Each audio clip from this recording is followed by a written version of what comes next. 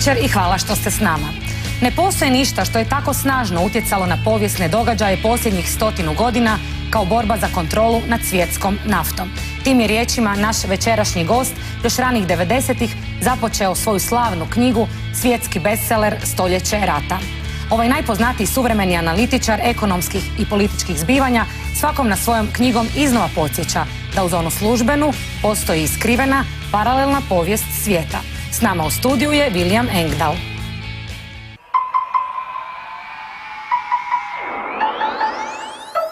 Gospodine Engdahl, iznimno mi je drago da ste našli vremena i došli u naš studio. Prije nego što predstavimo vašu knjigu koju ćete predstavljati i u Zagrebu, htjela bi da malo možda ostanemo u jednom općem osjećaju kojeg čovjeka obuzme dok čita vaše knjige. To je vi dakle radite prilično strašnu analizu svjetskog poretka, razotkrivate možda jednu paralelnu povijest koja nama često nije vidljiva i čovjek se osjeća prilično uznemiren, čak i vrlo pesimističan nakon tih knjiga. Ja bih htjela da krenemo možda i obrnutim putem i da krenemo s nečim vedrim, odnosno pitanjem. Postoji li danas uopće na svijetu neki razlog za optimizam? Postoji li neki sretan kutak na svijetu koji nije premrežen sa ovim crnim prognozama i ako postoji, gdje se on nalazi? Well, I think what we're seeing and what I describe in my books, the reason I write the books, is that the system that was created is actually with the British Empire, but then transformed into the American century, as they called it, after World War II, is collapsing. That world order is collapsing. And in that collapse process, if people, governments around the world understand how fundamental this collapse is, then we can talk about something more positive as an alternative. So I find this a tremendously exciting time to be alive and to be writing about all these things, economics, politics, geopolitics, history, and so forth, because it is that shift. And when you have a shift of an era or an epoch, wonderful new things are possible that weren't possible before. So I think it's a good time to be alive. Nedavno je u Zagrebu trajala jedna konferencija na Subverzivnom festivalu na kojoj su brojni mislioci i teoretičari prognozirali budućnost Europe, bavili su se ključnim pitanjima današnje Europe. Htjela bi da vi, evo nama, jednoj zemlji koja stoji pred vratima te Europe, kažete kakvom vi vidite našu budućnost tamo, hoće li se ta zajednica možda i raspasti, je li narušena, kakvo je trenutno stanje? Well, the European Union, there are two aspects. One is the Union, and the other is the Eurozone countries. The Eurozone was built on a faulty model from the beginning, and that was known. Goldman Sachs and the Wall Street banks, the US Treasury, and so hit that Achilles heel of the euro with the Greece crisis in 2009 in order to prevent the euro from replacing the dollar in world trade and as world reserve currency. That's an extremely important geopolitical issue for Wall Street and for Washington. But the crisis in the euro, to my mind, is a more fundamental, I spoke just a minute ago about this tectonic shift in the world power structures. And the crisis in the euro reflects the fundamental crisis in the orientation of European industry, the European elites, because there are establishments in every European country that think they're making policy, whether they continue their Atlantic relationship with the United States as the primary relationship, which I maintain is doomed, or whether they reorient toward Eurasia. And there is a market, there is a technology base, raw material base for absolutely everything that Europe needs, and also everything Europe has, Eurasian countries need to modernize the Russian economy, to modernize the economies of Uzbekistan, Kyrgyzstan, Turkmenistan, and the whole region of Central Asia. The same with China. China is building rail bridges, land bridges, they call it. The old Silk Road is one of the models, but to link with high-speed rail transit, to make the entire Eurasian continent an economic whole rather than the transport toward the United States markets, which are in a depression currently. So I think the future of Croatia in the European Union is tied to the future of the European Union vis-a-vis the rest of the world? And that's a critical question right now. I think the elites, the powerful families that stand behind governments in Europe, if you want to call them that, they're schizophrenic right now, and they have been for several years. They realize that the foundations of what were post-war America, the American dream, is a nightmare, that it's collapsed with the 2007 financial crisis. That wasn't merely a real estate crisis in America. That is a fundamental breakdown crisis because the industry has been outsourced to Asia, to parts of Europe, to Eastern Europe, Russia. America no longer manufactures things. Perhaps drones are one thing, or apps for iPhones, but that's about all, unfortunately, sadly, that America makes nowadays. But Europe still makes things. And I think that is the basis for the future of Europe, to create new markets. There's no such thing as a free market. That's a myth of Milton Friedman and modern economics. But to build new markets with rail infrastructure and such things gives an exciting possibility. And Croatia, I think, can play a pivotal role in that. I have a deep affection for Croatian people, as you know, and also for the country. I think the potentials here are enormous. U Zagrebu predstavljate svoju posljednju knjigu Mitovi, laži i ratovi za naftu. Evo, htjela bih da nam malo kažete kakva je to knjiga, gdje ste do sada objavili. Evo, mi smo čuli, smo i privilegirani što je uopće imamo ovako brzo. Pa možda malo da našim gledateljima i pojasnite, vidimo opet se iz samog naziva, jasno nam je da se radi o nafti, ali evo možda koji je ovaj put aspekt? The book, Myths, Lies and Oil Wars, grew out of years of looking at oil. Well, Stolece Rata was about a century of war, Anglo-American oil politics. But in the new book, what I develop is the myth that we're running out of oil or gas in the world, and therefore we have to accept austerity, we have to lower our economic growth expectations, all of these things. And I go behind the myth and show how this was actually created by British and American oil giants, Shell in the 1950s, and today BP, ExxonMobil, and Chevron, and so forth. But oil, as former Secretary of State Henry Kissinger said back in the 1970s, if you control the oil, you control entire countries.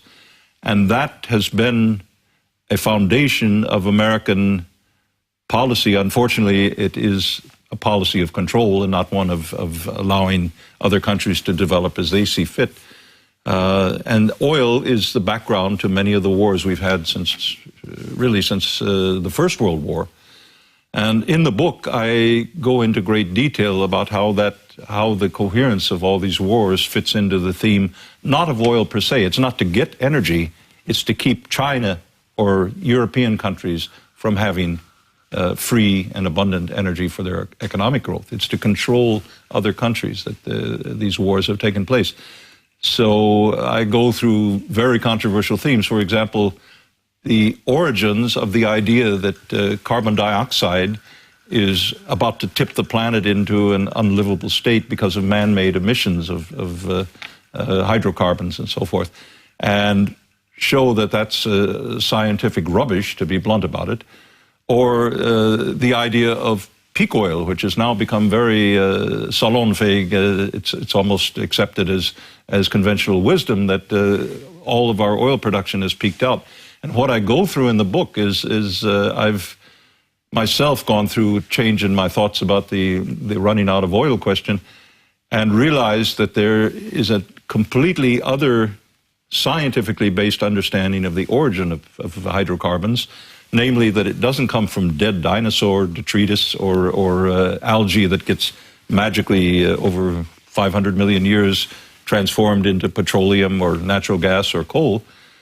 That oil is constantly being generated, but it's generated in the core of the earth. It's a giant oven, if you will. And there's a granite mantle that is extremely thick just beyond the core, some 200 kilometers down from the surface on average. And that mantle has cracks in it because the earth is constantly expanding over millions and millions of years. And through those cracks, the oil comes up to the top until it's trapped in little pockets, air pockets, if you will. And so if you know how to find these cracks or these migration channels from down under, you have a wonderful tool to find oil or gas as really a renewable resource, because it's constantly, the oven is constantly working. It doesn't stop. Otherwise, we'd be dead as a planet. So the potentials of this were developed during the Cold War by Russian and Ukrainian scientists. I've had the honor to become close friends with some of these scientists and learn from them exactly the more than 50 years of experiments, tests in Siberia, in all across the Soviet Union at that point. But it was classified military secret because it was so sensitive. Now, after the end of the Cold War, the Western oil companies want to hear no word of this. They want people to believe that oil is running out so they can have such high prices. But in reality, we're running into oil everywhere it's being looked for, when it's being looked for by national oil companies, not by Halliburton or the American oil services companies who are part of this control process. Vratit ćemo se mitovima i lažima i ovoj temi. Idemo pogledati našu večerašnju priču. Novinar je Alenko Prpić.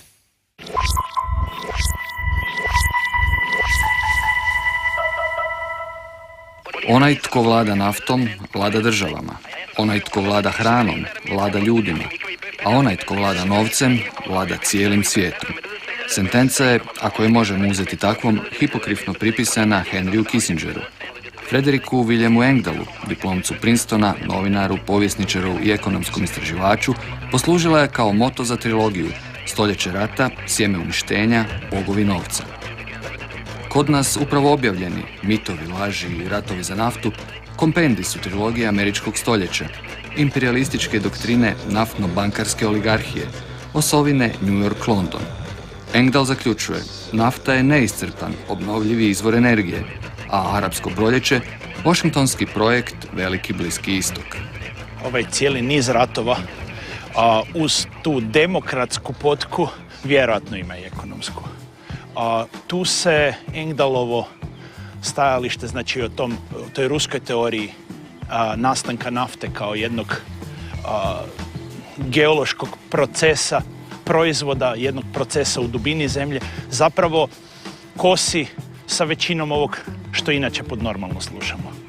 Povijest bankarsko-naftne internacionale je kratka, tek oko stoljeća i pol, i uvijek je vezana uz politiku, ratove i globalne krize. Prema Engdallu, ona ih proizvodi i kontrolira. Američki oligarsi bogatstva su stjecali kao ratni profiteri, izdajnici i kolaboracionisti, od američkog građanskog rata preko oba svjetska do najnovijih epizoda Vječnog rata za Euroaziju. Najgrublje rečeno, riječ je o sporu oko nekretnina, dakle o jednom komadu zemlje. Njemački kancelar Otto von Bismarck pripisuje mu se izjava da zapravo svi problemi politike daju se svest na zemljopis. Dakle, gdje će ići koja granica. I sad, kroz jednu vrlo složenu povijest dolazi do stvaranja države Izrael i doslovce dan nakon proglašenja države Izrael počinje prvi izraelsko-arapski rat. Jednim dugim nizom gerilskih kampanja, odmazdi, terorizma, prototerorističkih akcija, ratova koje vode obavještajne službe i tako dalje, ali sve se da na kraju svest uistinu na taj problem da na jedan komad zemlje dvije skupine polažu pravo. Trilogija stoljeća američkog rajha govori o svjetskoj dominaciji nadnacionalne oligarhije novca, hrane i nafte. Protagonisti su isti, nabrajati njihova imena ili imena njihovih korporacija manje je bitno od spominjanja njihove ideologije. Nihil, ništa. Oni nemaju ideologiju. Oni su reptiloidni oportunisti koji će makijavelistički upotrijebiti bilo koju ideologiju. Fašizam, maltuzijanstvo, eugeniku. Sve osim demokracije. Nju ništa. Daje jasnu, jednostavnu, lako razumljivu priču koja može biti i jako atraktivna, široko javnosti lako prihvatljiva. Dakle, Engdahl se čita kao thriller. S druge strane, meni osobno je žao da dosta tih zanimljivih detalja koji zapravo puno obogaćuju sliku i koji onda daju dojam koliko je tu raznih stvari zapravo na dijelu, se gubi u ovakvom pristupu. Rat smo preživjeli, njegova se povijest još uvijek definira, od Haga preko savjeta za udžbenike do naputaka predsjednika Republike. Recesija još traje. Ona je i rat valuta. dolar versus euro versus jen.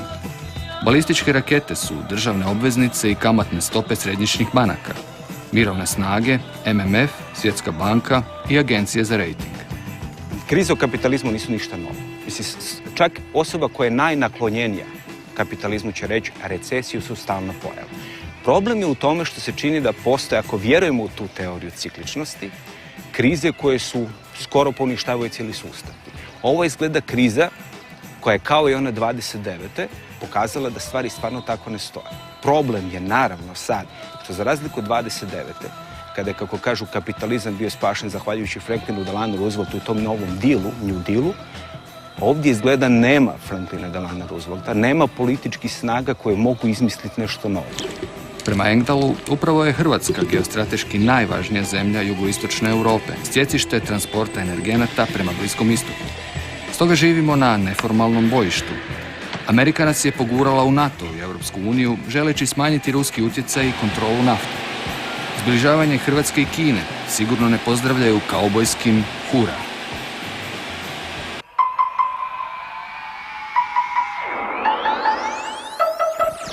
Dakle, evo, natrag smo u studiju. Gospodine Engdahl, čuli smo u prilogu da se vaše knjige čitaju kao trileri, a mene zanima, ili možda kao kriminalistički romani, a mene zanima da li vaš život ponekad zbog tih knjiga upravo tako izgleda. Je li teško istraživati ovakve teme? Je li teško živjeti sa tim moćnicima o kojima pišete? Je li vas ponekad strah? Imate li prijetnje? Well, when I began this, a few times I had a reaction of fear when there was a reaction to some things that I'd written. This was years ago. At a certain point, I would say about 10 or 12 years ago, I realized that I'm here on this earth to do something, and this is what I'm here to do.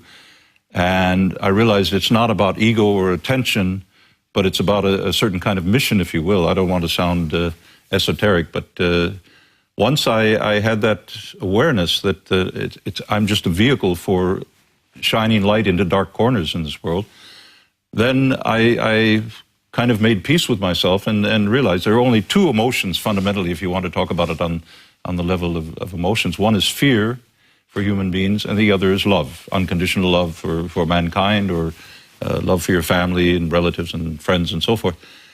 And if that is the motivation, and that I try to make it the motivation for what I do, then the question of fear doesn't become relevant somehow. I mean, we all die eventually, and I've been attacked by very powerful people in the courts in Germany for my writings and attempts to silence me or intimidate me. It only made me stronger. And I think that's what people have to realize. To be passive and accept this is a sure road to destruction of our culture and society, and even more our families and loved ones. So when we realize that there is a different way to react to these things, not out of fear. I mean, what's the worst that can happen? They can kill me. They being the powerful people who object to what I'm saying. They have names. I don't want to bother you with that right now.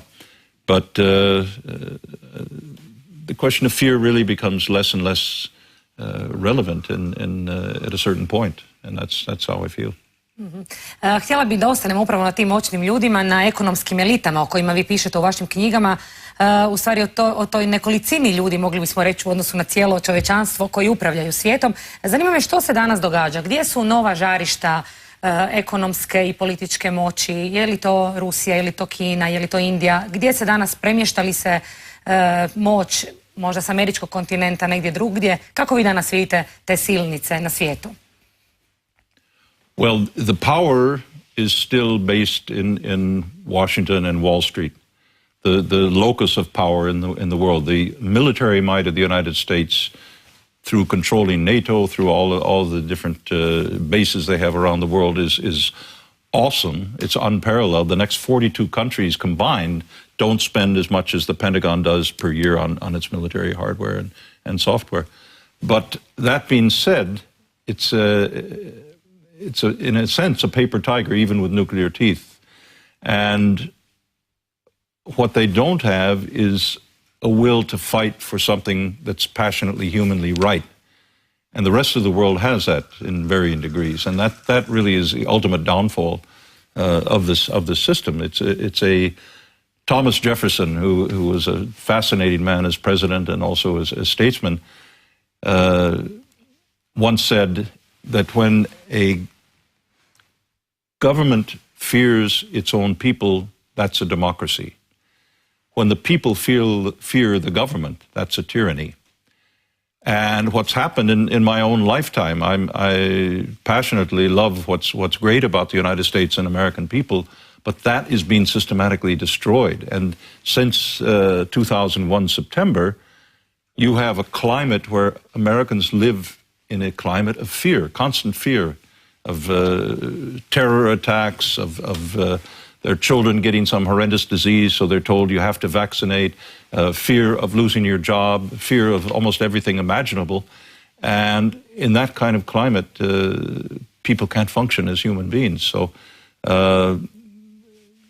we're in these powerful families are still based in the physical land space of the United States as a platform, but they genuinely view the world as their property. That's why I called the title of one of my books, The Gods of Money. They view themselves as gods sitting on Mount Olympus, simply dictating who lives and who dies, who's going to be the drone ants or the worker bees for their ambitions. And I, for one, think there's a better way to structure our world, so that's why I do what I do.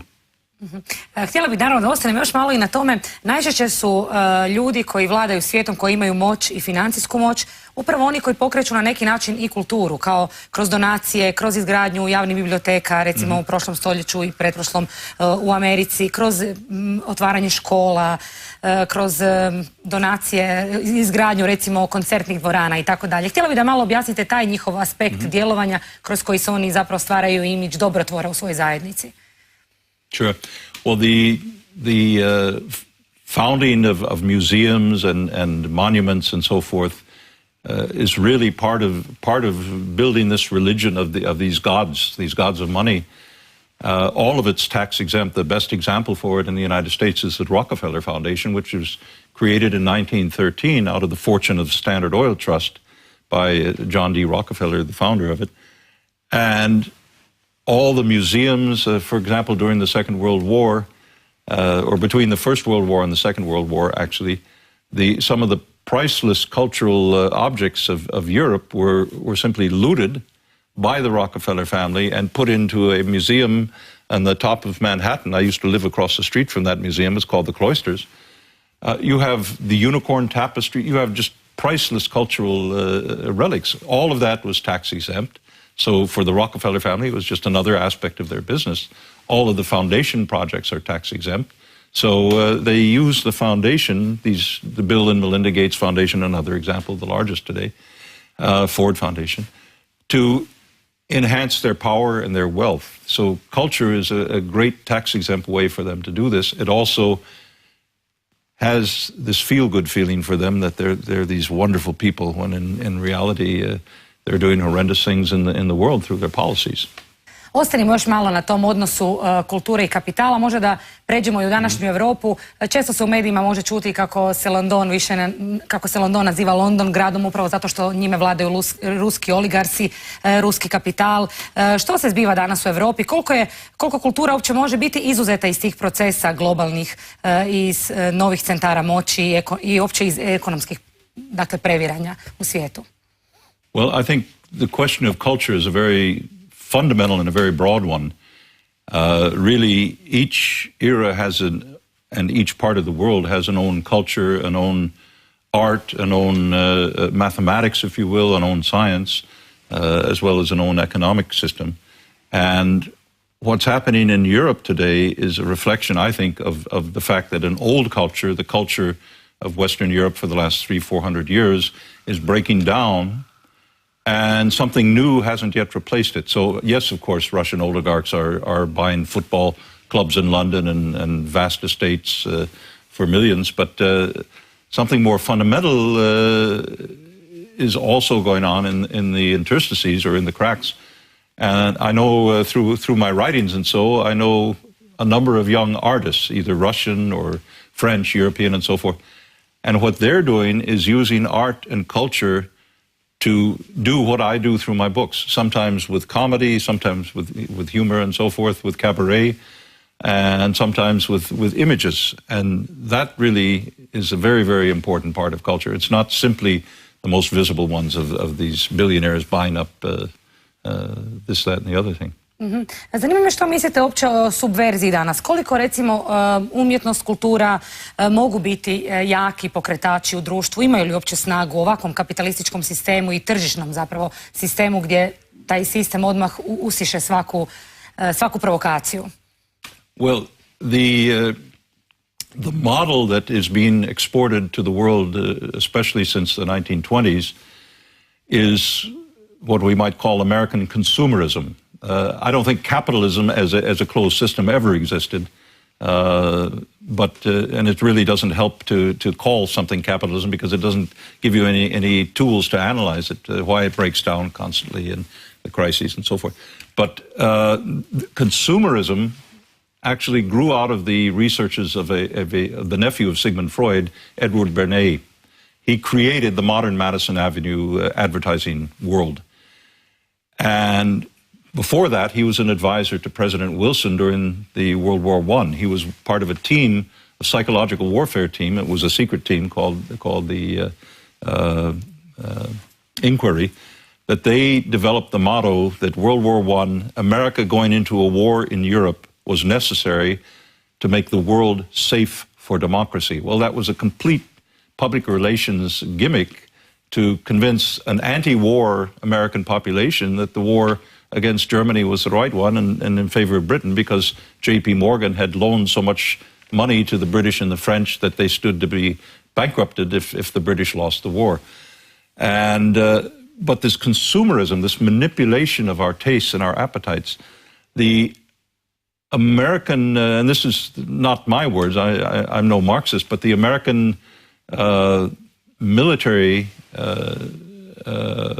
developed the notion that America is the first empire in history that extends its power through the export of culture of the lowest common denominator. And he gives the example, the Rambo movies that are watched on pirated videos in the remotest parts of Africa and copied and sent around. Well, this creates a magnet. Look at the Soviet Union after the collapse in 1991.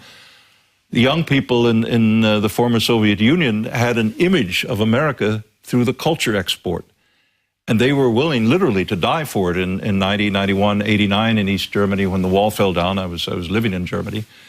And the American dream was all they could think of. But it was American culture, American clothes, the movies, the images that are subliminally created, the appetites. And that is an extremely powerful and extremely important part of culture in the most banal sense and the most insidious sense. And that's very conscious. Hollywood is intimately interlinked with Wall Street and with Washington. Intimately. Htjela bih da malo izađemo iz ove teme. Evo, baš smo nedavno radili u ovoj emisiji temu o digitalnom zaboravu. Postavili smo pitanje da li naše vrijeme sve pamti ili sve zaboravlja. Dakle, neprestano smo pod nadzorom, što god radili, dakle, provlačimo karticu, telefoniramo ili putujemo, postavljamo neki trag, a istovremeno toliko je informacija da se čini kao da je posve nebitno što god mi rekli. Kako vi gledate, dakle, kao neki pripadnik analognog, mogli bismo reći, doba, na kraju krajeva to i ja pripadam i moja generacija, kako gledate na ovaj današnji digitalni svijet i mlade ljude u njemu? Je li vas ponekad možda i strah toga što se događa u toj u našoj digitalnoj budućnosti, što bi se tek moglo događati? Well, like most people, I use smartphones for my work. I use computers. I couldn't exist without the internet. But I think there's a very pernicious trend in this digital age that young people, especially when they start at age 3 by playing around with the smartphones or a computer at home, and for the parents who are harried and have a lot on their plate to do as parents, it's a relief that the child is occupied with something. What we're losing are children who learn the creative playing with other friends outside and moving around. They become addicts to the instant response of a mouse click, such that when the world doesn't respond to their movement of their thumb, they get all upset and disorganized. I think that's a very, very dangerous trend and one that we should be extremely careful of exposing young people to before a certain age. Osjećate li vi možda osobno neku promjenu u načinu na koji čitate ili komunicirate upravo zbog novih tehnologija? Naime, upravo u svijetu traju velike rasprave oko toga na koji način nove tehnologije mijenjaju naš mozak, koliko u stvari manje koncentracije imamo dok čitamo, dok istražujemo neku temu. Upravo i mi, kao i ti mladi ljudi, očekujemo odmah podatak, nemamo više vremena puno istraživati. Vi za vaše knjige morate u stvari to raditi i vjerujem pročitati brojne i nepotrebne stvari da bi došli do pravog podatka. Pa me zanima koliko je to možda promijenilo i vaš način rada i vaše istraživanje. It has been changed in a very positive way through the use of the internet, but one has to know how to use the internet, how to search. It makes it possible to get archived documents, government documents, in a matter of minutes rather than having to go to a special library in Germany or in Washington and so forth to get a lot of those documents. That being said, I've been doing the kind of research that I'm doing as an economist, as a geopolitical analyst for more than 38 years now. And my research is always a combination of human dialogues and discussions with people I've known sometimes 25, 30 years. I know the quality of their mind. I know the quality of their analysis, of books, of documents, research documents, combined with the internet. So my patterns of research have changed enormously over the years, but fundamentally the content has not changed.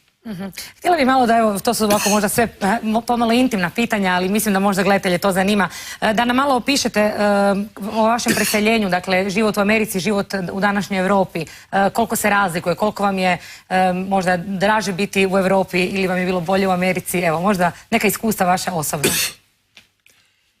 What I witnessed, I came to Europe as a graduate student at the University of Stockholm and lived there for 2 years.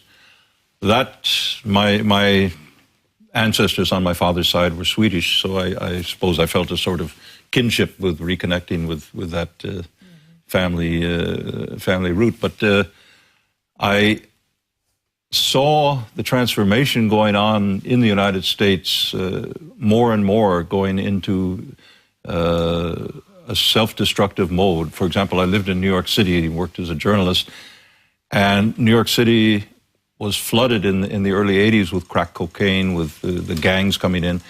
And actually, I learned when my apartment was robbed the third time, I was talking to the police officer that came to file the report that never led to any arrests, but he said, well, what's happening is your neighborhood has been slated by the banks for gentrification, so the buildings are sound. They want to drive out all the old people who have rent control so that they can remodel the building and sell it as condominiums for millions of dollars. And that's why the gangs are allowed to come in here. I said, this can't be. And I realized as I looked into it more that was the case. And the stresses of living especially in New York in the 80s were getting such that I had a chance to come over to Europe to work doing what I was doing as an economist. And I decided to take it. And it was like being able to breathe again, to kind of catch my breath and relate to people as people and not as rage balls, which was the case. So looking at the United States from outside the United States I find a tremendous advantage, especially over years, because you can see things that friends of mine who are inside the goldfish bowl are swimming around in circles and often don't see that.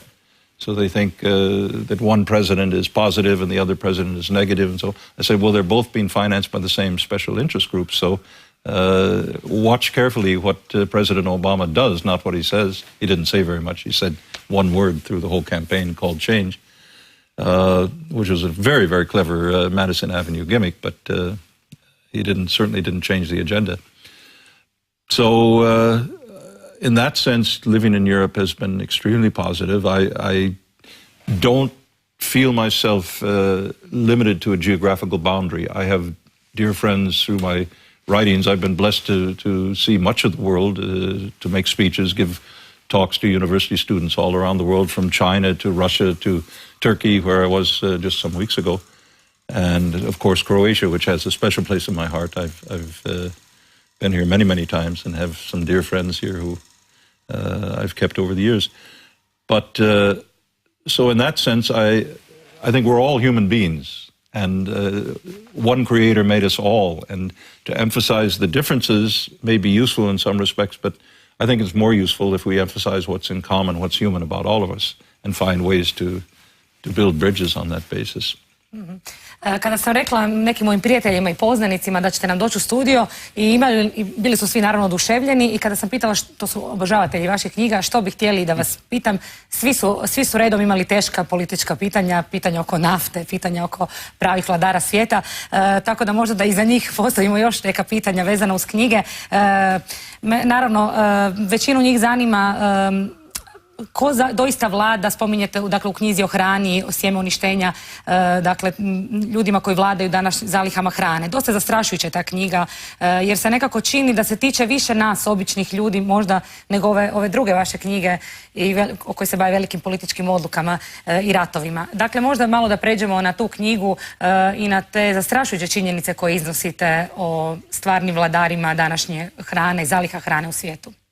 It was a project that was set up in the 1950s, actually, in the United States at Harvard Business School. Wassily Leontief, the Nobel Prize economist, was a key player in this, financed by the Rockefeller Foundation. And the idea was to create a vertical integration of food based on the model of the Standard Oil Trust, the monopoly model that Rockefeller had built for oil. And he said, we have to learn how to control life. And the best way to do that is to control the food that people eat. And the mad dream that they had came out of a project called eugenics. Eugenics, of course, being the purity of the race that Nazi Germany practiced under Hitler. Well, what few people know is that the eugenics of the Third Reich was actually financed up to the outbreak of World War II by the Rockefeller Foundation. And they would come back from going to the Kaiser Wilhelm Institute in Berlin or in Munich, and where these Nazi doctors were doing these forced sterilizations and all these eugenic experiments with twins and so.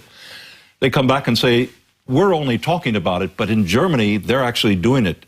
They're doing what we only sit here idly talking about. So too bad that the Third Reich has such a bad image in the world, because that would be the model. Well, control of the food chain, I maintain in the book Seeds of Destruction, The Hidden Agenda of Genetic Manipulation, is about the attempt of these very, very powerful families to literally control life. And it's based on a flaw or a fraudulent notion of science, and that is that life can be reduced. It's called reductivism in terms of scientific philosophy. You can reduce the complexities of life to a tiny single gene. The Human Genome Project is one of their projects. And if you can find out the DNA, RNA, how that gene functions, and introduce a foreign matter to change the DNA of that gene, then you can theoretically create the master race, or you can destroy the inferior races, the black, yellow, whatever people you want to get rid of. And that indeed is the hidden agenda of genetic manipulation. Seeds that farmers are forced to buy because they're sold cheap by companies that sell them on the market, that have these seed monopolies today. Companies such as Monsanto, DuPont, and Dow Chemicals, their GMO subsidiaries, or Syngenta in Switzerland. And through the control of seeds, they're now introducing self-destructing seeds that commit suicide after one harvest, so that you're in a kind of serfdom, a kind of bondage like you had in the Middle Ages, to the seed distributors, who are all of them, three of the four of them anyway, the most powerful ones, are all American, and they're all in cahoots with Pentagon chemical warfare research over decades. So this alone is a concentration of power that never in human history have we allowed. So their vision is to misuse this wrong notion of science, that you can reduce life to a gene and manipulate that gene and create, test tube human beings. It's really an Orwellian nightmare vision of the world. Fortunately for us, it's doomed to fail, and it has failed. GMO is not a stable science. It's based on something that's inherently unstable because the gene is always mutating. So it's letting Pandora out of the box, and it's creating a Frankenstein monster. But it cannot control life. Life is far too robust for that, fortunately. Kada sve to znate o toj hrani, je li vas ponekad strah uopće što jesti, što konzumirati? Pratite li gdje je uopće danas biti siguran, na neki način siguran? Dakle, tko živi danas sigurno na ovom svijetu? Well, this may sound strange, but I think some of the healthiest people in the world today are in some of the most remote rural areas of places like Africa, still places in China that are away from the cities where the agriculture is traditional, places like Croatia where there's still traditional agriculture being practiced. That is traditional, not with the use of chemical herbicides or pesticides and overuse of chemical fertilizers, but natural cultivation. And in those places, you do have healthy people. You have people who don't have many of the diseases we have in U.S. today. For example, it's an epidemic of obesity in America. It has a direct correlation, if you look at the statistics, with the pervasion of certain additives in the industrial foods that you buy in the supermarket that are everywhere, not just at McDonald's or KFC. It's in all the foods that you buy in the commercial supermarkets in America today have corn gluten, high fructose corn syrup, and different additives like this. Or in Diet Coke, you have something called aspartame, which is really something that is invented not to help people lose weight. It was invented to feed pigs that they get fat more quickly. And if you drink Diet Coke, you're going to have health problems. Možda da, nije nimalo smiješno, ali doista ljudi izaziva instantnu ovisnost, čini mi se ta Diet Coke. Htjela bih da ostavimo malo još oko same povijesti kojom se bavite. Dakle, činjenicama pišete o stvarima koje se ne mogu naučiti u službenoj povijesti, ne mogu se pročitati u udžbenicima, brojni ljudi na fakultetima vjerojatno ne predaju takve stvari. Pa me zanima kako povjesničari sami gledaju na vaše istraživanja, dakle kako ljudi recimo sa nekakvih humanističkih fakulteta, profesori koji to predaju možda na drugi način gledaju na vaše istraživanja, na tu neku paralelnu povijest koju razotkrivate u svojim istraživanjima? I have many friends who are professors in universities around the world who greatly value the research I'm doing and highly respect it. There are two kinds of professors nowadays, and one are the ones who sold their soul and their minds to vested interest, to corporate interest or whatever, and they simply prostitute themselves, there's no better word for it, to where the money lies for their next grants or research or whatever. And there are a handful of professors that are searching for the truth, and I often am invited to give lectures in their classrooms, whether in China, whether in Croatia, whether in Germany occasionally, although the situation of German higher education could stand a lot of improvement right now. I used to teach in a German university. But yeah, it's different kinds of professors. But Pa naravno da nije uvijek lako se suočiti sa takvim činjenicima o kojima pišete. Hvala vam lijepo na ovom razgovoru. Ja se nadam da će ova vaša knjiga naravno postati svjetski bestseller gdje god se bude prevela i objavila. Nadam se da ćete ponovo doći u Hrvatsku, da se možda vidimo ponovo i u našoj emisiji. Hvala i vama, dragi gledatelji, što ste bili s nama još jednu kasnu noć. Ostanite još neko vrijeme uz program Hrvatske televizije. Za 10 minuta slijedi emisija Vrijeme je za džez, a mi se vidimo ponovo za 7 dana. Do tada srdačan pozdrav od cijele ekipe.